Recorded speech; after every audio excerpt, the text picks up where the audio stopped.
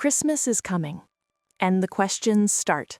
What are your plans? Where are you spending the holidays? Who's hosting this year? And when you say you're staying home, alone, something changes in their face. A tiny pause, a head tilt, that look, as if you told them you're sick, as if you confessed something tragic. Alone? For Christmas? And suddenly you find yourself explaining, justifying, making excuses. Oh, it's just for this year. Logistics didn't work out. I'll see everyone later. But there's one thing you don't say out loud. You want this. Not because you hate people, not because something is wrong, but because the idea of a quiet house, a slow morning, a day with no script to follow, sounds like relief. It sounds like rest. And yet, the guilt creeps in. That voice. I should want to be with people. What kind of person chooses to be alone on Christmas? Maybe there's something wrong with me. So what is the truth? Is choosing to spend Christmas alone a red flag, or is it something else? Something no one ever gave you permission to want? You learned what Christmas meant before you could decide for yourself. Think about your earliest memory of this time of year. It's probably not yours. It's an image you were shown. The decorated living room, the tree with lights, the big table, crowded chairs, everyone talking at once, laughter, hugs, someone saying, "This is what Christmas is all about." And you absorbed it, not as an opinion, but as a fact. Christmas is this. Christmas is noise. Christmas is people.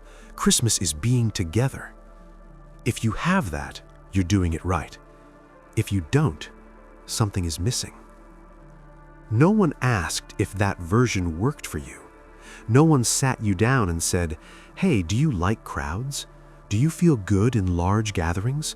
Do you recharge with noise or with silence?"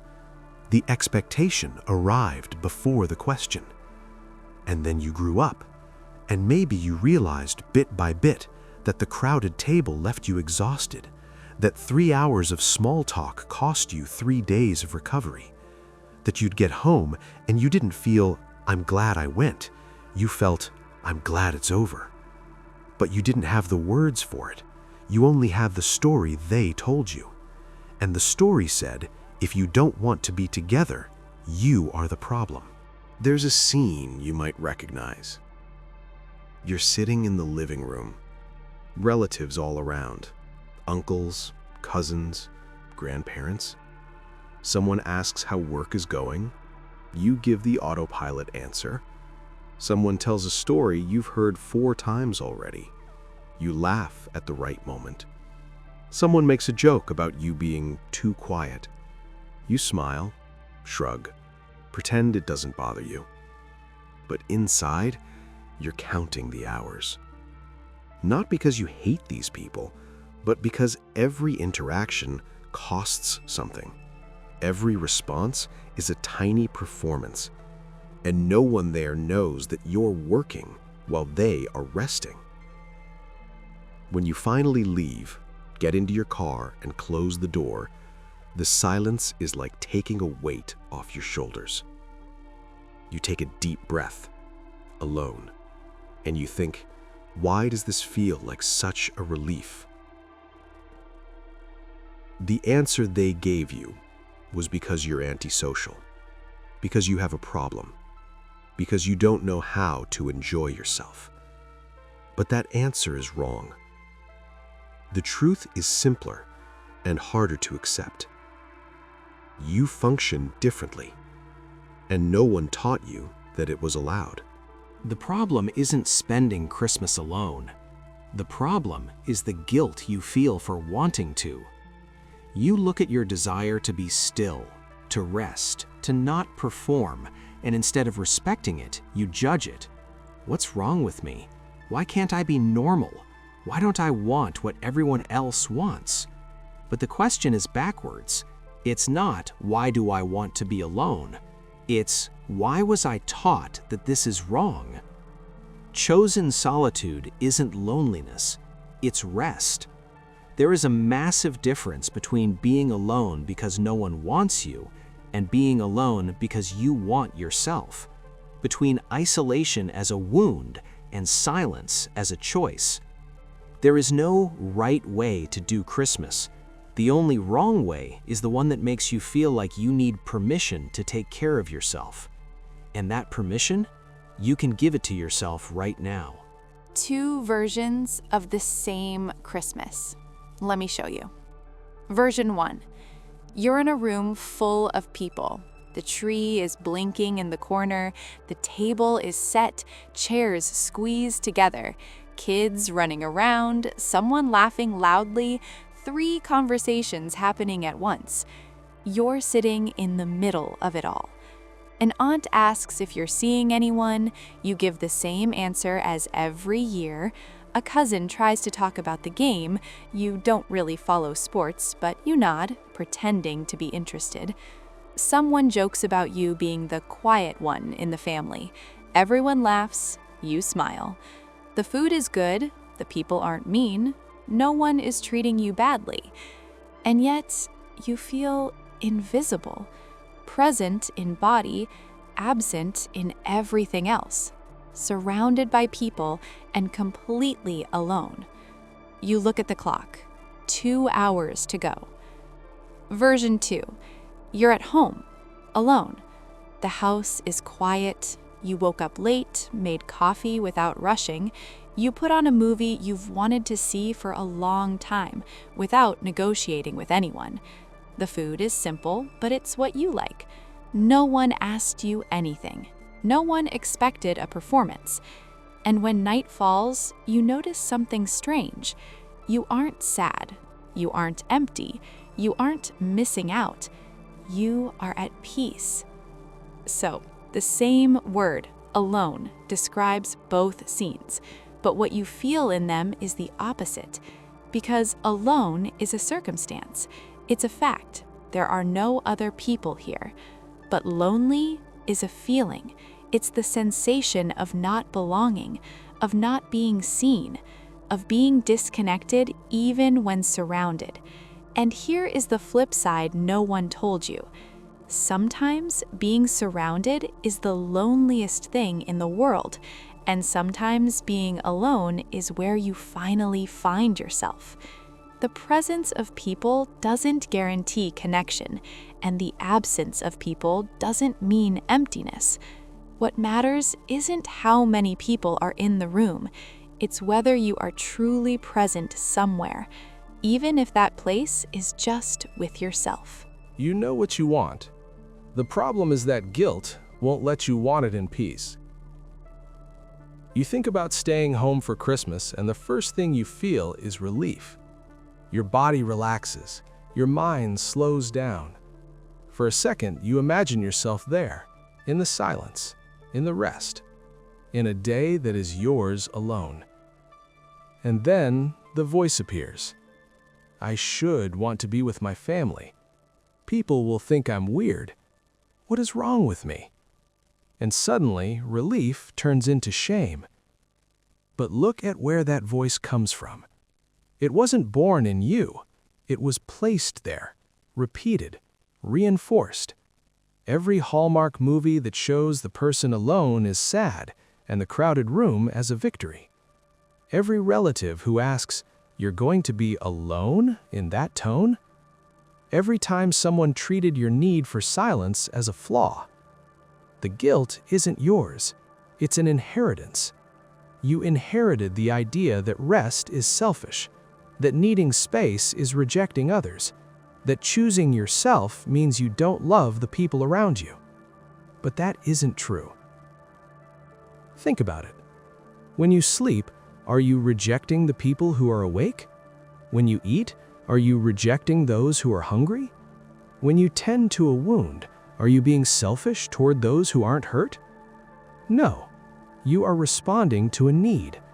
Rest is a need. Silence is a need. Space is a need. And meeting a need isn't selfish. It's the bare minimum you owe yourself. You aren't rejecting anyone when you choose to be alone. You are choosing yourself. And choosing yourself isn't a flaw, it's survival. Guilt says you should be different, but guilt is wrong. You don't owe anyone an apology for how you function. There's a version of Christmas you never see in movies, that no one posts on social media, that doesn't show up in commercials. It's the quiet version. Let me describe it. You wake up and there's no schedule. No one waiting for you, no appointments booked. You open your eyes and the day is yours, whole, undivided, unscripted. You get up slowly. You make coffee exactly how you like it. You sit somewhere comfortable and you do nothing for a few minutes. You just breathe. You just exist. There's no how's life to answer. No specific outfit to wear. No excitement to perform. You put on music, or you don't. Silence is a choice too. You watch something you want. You eat what you like. You don't have to negotiate. You don't have to compromise. You don't have to pretend everything is fine when it isn't. And if a wave of sadness hits, you can feel it without an audience, without having to hide it so you don't ruin the mood for anyone else. And if a spark of joy hits, that's yours too. Small, maybe, quiet, but genuine. When night comes, you lie down and you realize something. You aren't exhausted. You don't have that weight on your shoulders from holding up a version of yourself for hours. You don't have the emptiness of someone who smiled all day without feeling anything. You don't have the social hangover of someone who gave more than they had. You are rested. Truly. This Christmas exists. It isn't sad. It isn't a failure. It isn't making the best of what's left.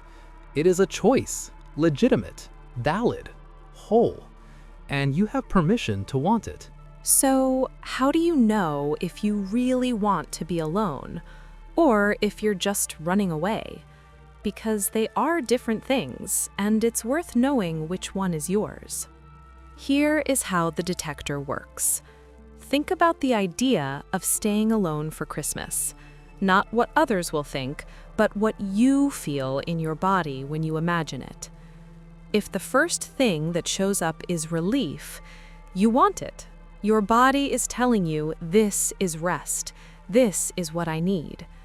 If the first thing is fear of judgment, but underneath there is still relief, you want it, but you're carrying guilt.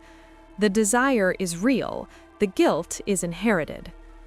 Now, if the first thing that shows up is emptiness, sadness, a feeling that you have no choice, that no one wants you, that being alone is just what's left, that isn't a choice, that's avoidance, and it deserves a different kind of attention.